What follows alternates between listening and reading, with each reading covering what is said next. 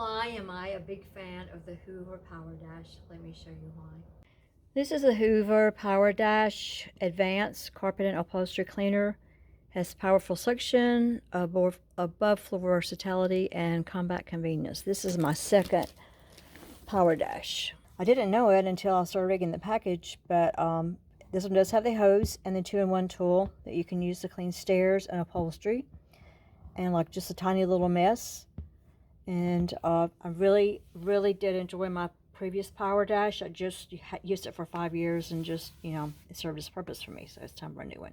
Oh, we have a box full of stuff, so let me unpack all this stuff and I will put it out on the floor for us to see what we're dealing with. All the pieces laid out. There's the handle.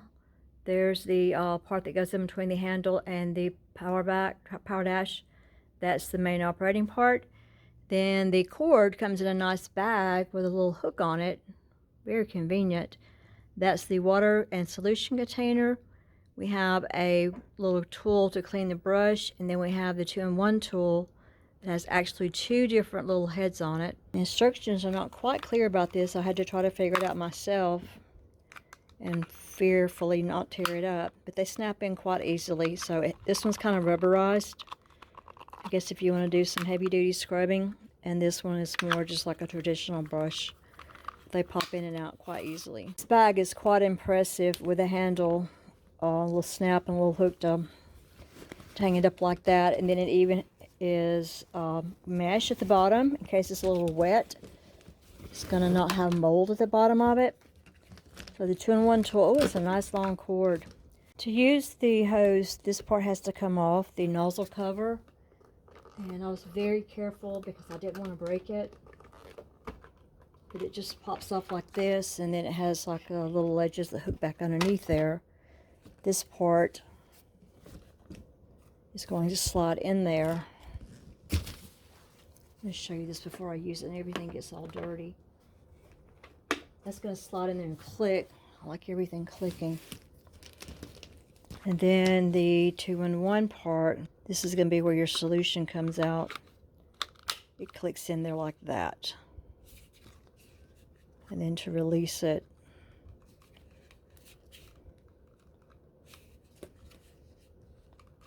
you just slide that off. So you can tell one's the flat, with the flat ends together and the curved end together.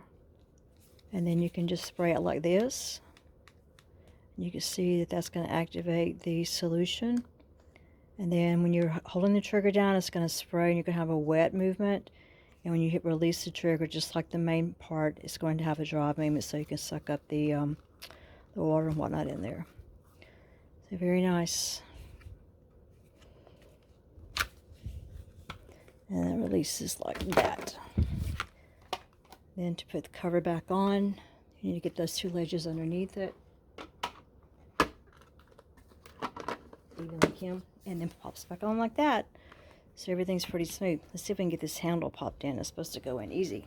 So the handle and the rod, they have different ends, so you can't put it together incorrectly. This is going to be the 2 ends that go like that. Put it into here, click, and then this end is going to go on the machine. It should go just like that.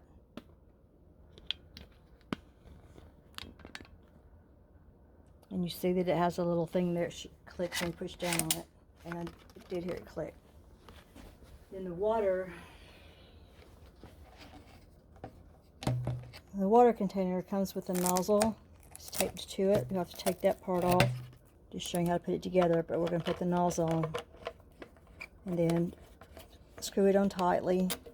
Then this has a water container, has like a ridge in it that the handle sits in, so you can't put it in there backwards. And it just slides in there like that. And then to remove it, just pull it out. So it's very compact, logical machine, which I appreciate. And actually, we can store all the things inside this bag, except for the main machine. Don't have to go hunting for everything. Thank you, Hoover. The only somewhat disappointing thing, it says it comes with 1 trial formula, which it does, But this is only going to work for 1/2 of a gallon tank. One of these pods goes for half a. You're not gonna be able to clean that much with that. So if you plan on cleaning with this thing, when you get it, you want to go ahead and get you some cleaner. The two that I like, after using several different types, I like the Resolve. It smells a little bit better. Then I also get the Bissell Pro Clean and Protect, and these I've had for a very long time because I bought a lot of it. And I just didn't have to use as much of the cleaner as I expected. So I literally have had some 3 and 5 years. But those are the two that I recommend. Look how long that cord is. That is a lot longer than my previous PowerDash vacuum cleaner. It's so pretty that I almost hate to start using it and get it dirty. Almost.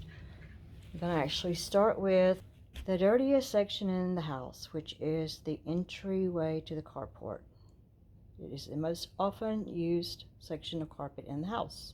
The water tank gives you a line to fill to the water, and then you add that much solution.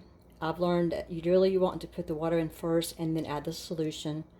Otherwise, if you put the solution down here, you're guessing, the force of the water is going to just make a lot of bubbles that you have to then deal with. So water first. I'm going to use the Bissell Pro just because it's a little bit easier to pour in than the Resolve. And I'm going to put a little bit extra solution in there because the dirtiest section of the carpet is going to be the first section that we use with this beautiful new steam cleaner. Screw the top back on. I'm going to take the curved side, put it next to the handle, just drop it in. It's that simple.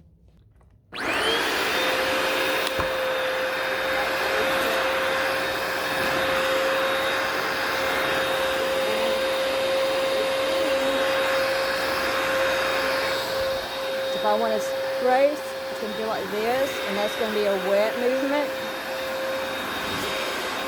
If I let a floppy handle, it's sucking it up.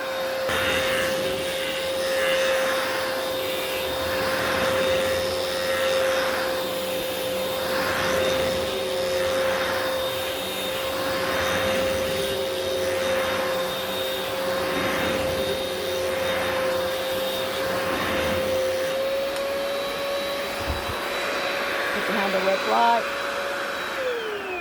Hit the red button to stop. Ready to push back, ready to start.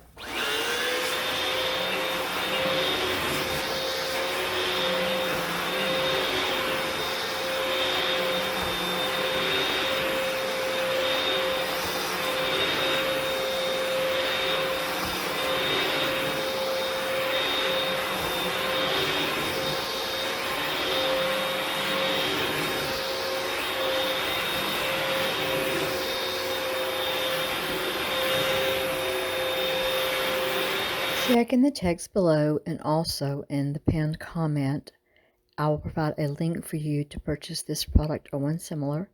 It helps me out a little bit if you use that link. Thanks a bunch. My robotic vacuum just kicked in. That's what you're hearing. So look how dirty the water is already in the suds. So maybe I could do with a little less solution. But I haven't fully emptied the tank yet, and what I normally do is after I put the solution in there, I come back with just clear warm water and run it again, and to suction everything out. That's pretty nasty, isn't it?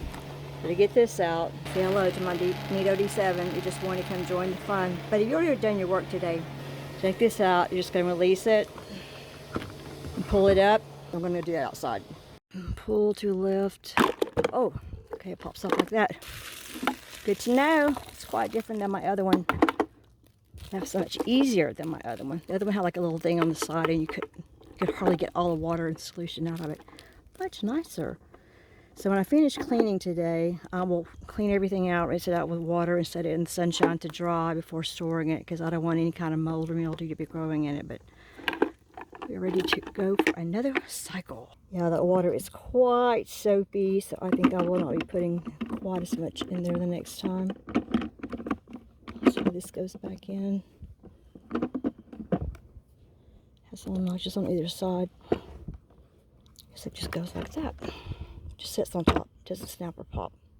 Just like my old one, it does have a little filter down in here, and I'll need to remember every now and then to check in that filter, make sure it's not clogged up with like hair or something like that. Clean the red screen. And this should pop back in just like that. That did give us a satisfying click.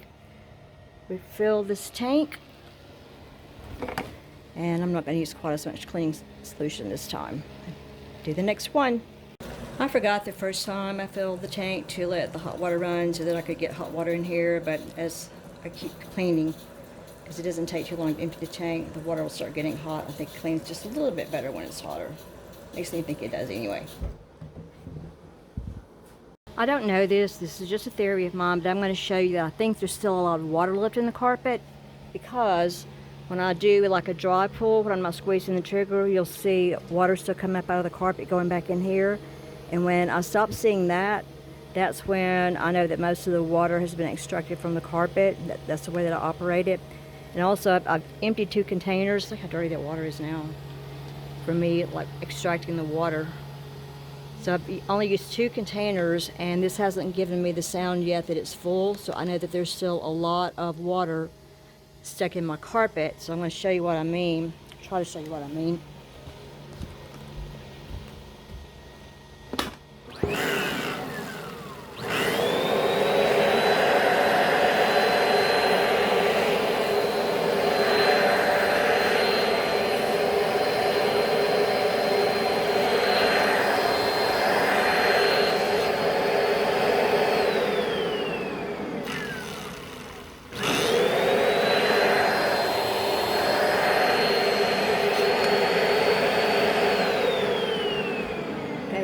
So I'm showing you something else. It has stopped extracting the water because it is full. I heard a little beep beep, but I didn't know if it was this machine or my robotic vacuum cleaner since it's also going.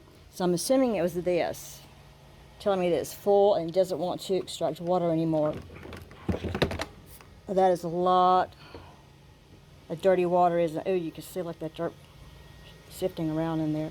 So I'm going to go dump this, come back, and then I'll see if I can show you it extracting water when it has some extracting power. Tips I've already figured out.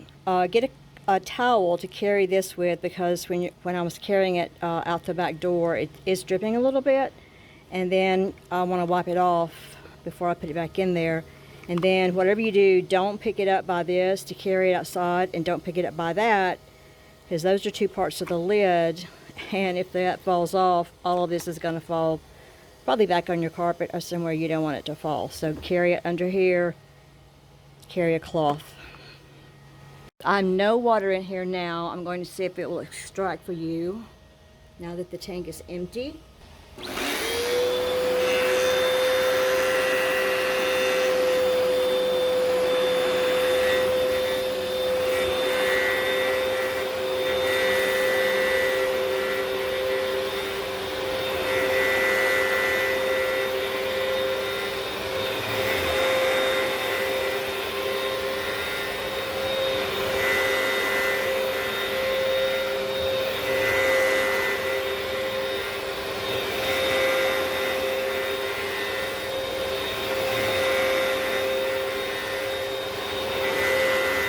So you can do the extraction with no water in the water tank and just letting the vacuum part suction as much water as you want out until you think that your carpet is dry enough.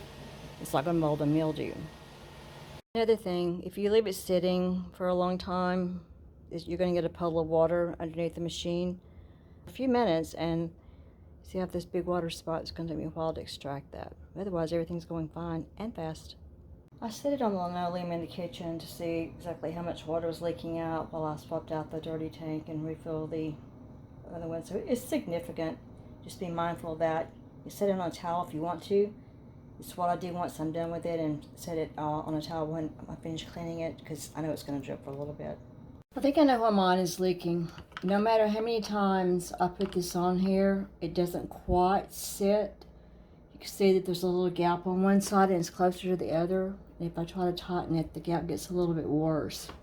So something I've examined in there, the washer seems to be okay, but I guess it's just, I'm either going to have to send it back, the whole thing back, or call Hoover, customer service and see if I can get a new, both of these probably. That looks pretty even right now, so I'm going to go and see if I can do it without the flooding I've experienced. I'm still getting considerable leakage from it, so I think I'm going to have to contact them and get replacement parts. Yeah, you can see it pouring out of there, can't you?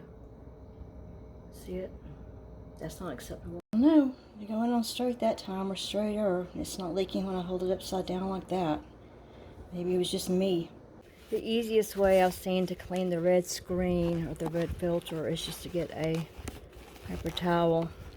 You can also pop it out if you need to and pop it back in, but since I've vacuumed so thoroughly before, I know there was not going to be a lot of hair or anything like that. Rinsed all the parts, and I'm going to let them air dry. Tomorrow I'll put them in the sun to finish drying to make sure they're completely dry before putting them back on the machine. Wipe down the wet parts of the machine. Check the filter. Wrap the cord using the bottom and top holders. All plugs should be like this. Store the machine on non-carpet surface on an old towel. Let it completely dry off before storing it. Thank you for watching my video on the Hoover PowerDash. If you have time before you go watch another video, you'll check in the text below this video and in the pinned comment. I'll provide a link on how you can buy one of Hoover's products, or this one if this is what you want. And until next time, let's just help each other keep the world clean, and I'll see you next time.